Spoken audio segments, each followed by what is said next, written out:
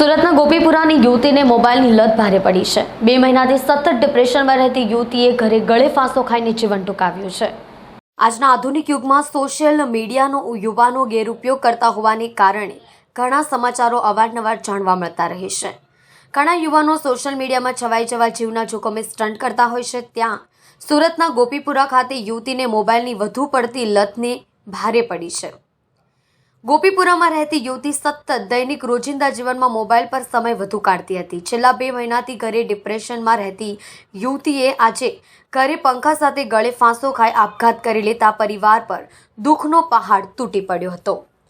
વધુમાં મૃતક યુવતીના પરિવારે જણાવ્યું હતું કે યુવતી કહેતી હતી કે ગૂગલ દેખાય છે, ગૂગલ ખાવાનું ના પાડે છે, ગૂગલ કહે છે મરી જા તેવો અવાજ આવતો હતો। પરિવાર યુવતીને મંદિર લઈ જાય તો મોબાઈલ દેખાતો હોવાનું કહેતી, જેથી યુવતીની માનસિક તબીબની સારવાર ચાલતી હતી। આજે સવારે યુવતીએ ગળે ફાંસો ખાઈ આપઘાત કરી લીધો હતો।